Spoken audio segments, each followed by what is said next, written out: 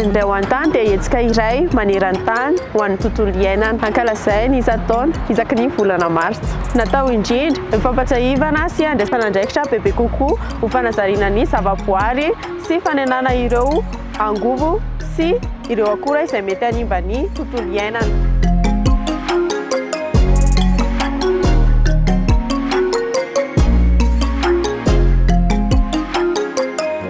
Mahafanilo anahy dia manaja ny tontolo iainana satria ao anatin'ny lalan'ny fanilony hoe mikolokolo sy manaja zavaboarin'Andriamanitra.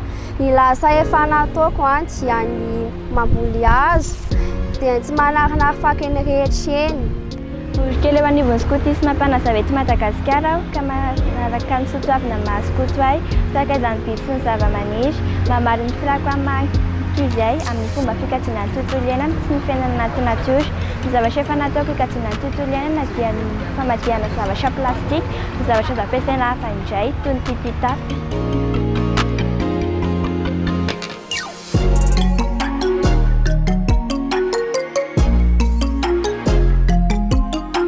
Maro ireo karazana éco-geste fanaoko amin'ny andavanandro. Isany amin'izany ny fanariana ny fako any amin'ny toerana tokony hanariana azy fa tsy hariana eny rehetra eny, ny fanodina ny robinet rehefa avy mampiasa rano, ao koa ny famonoana jiro rehefa avy mampiasa jiro. Amin'ny mahafanilo anahy ny fihesika efa nataoko fiarovana ny tontolo iainana dia tsy mamono biby rehefa avy mihinana goûté any am-pianarana dia tsy hariko eny an-tokotany eny ny fako fa ataoko any amin'ny fanarinana azy.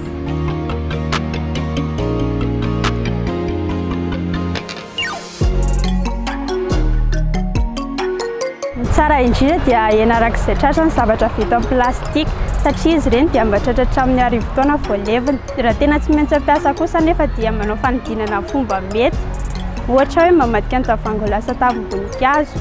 Ho an'ny skoto moa dia misy ny programa PTTC na ny hoe Plastic Tête Challenge ianarana isam-perana izany.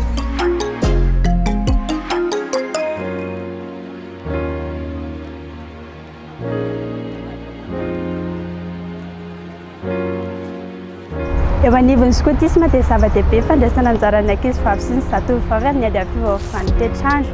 Maro ireo sehatra ahafahan'ny miaina izany izay mamaly tanteraka ny filako amin'ny maha-ankizivavy ahy eo amin'ny fikajiana sy fiainana anaty natiora.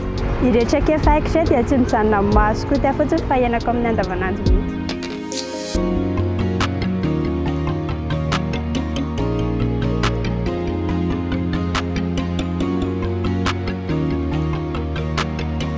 Tena endrasako tena andraisan'ny rehetra andraikitra ampiana ny fako sy ny loto mba hanao ireo fihetsika tompony andraikitra amin'ny fikajiana ny natiora hiaraka natratra amin'ny fampandrosoana lofain-jafy. Ka ireto any afatra fototra amin'izany modely amin'ny fampianana ny éco-geste eo anivon'ny natiora ho an'ny mpiara-mianatra sy ny namana ao an-tokantrano ny ankizy tsirairay.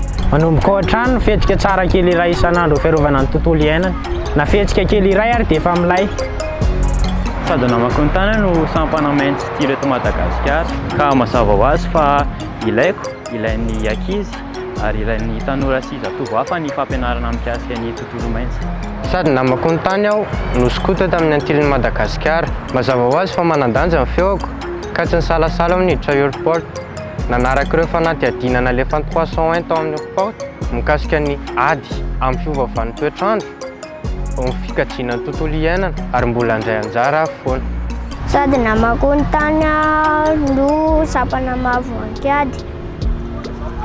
Mazava ho azy fa amampita fanabeazana amin'ny alalan'ny lalao sy ny fanentanana manaraka ny vanim-potoana ankehitriny ho fampandrosoana ny lovain-jafy.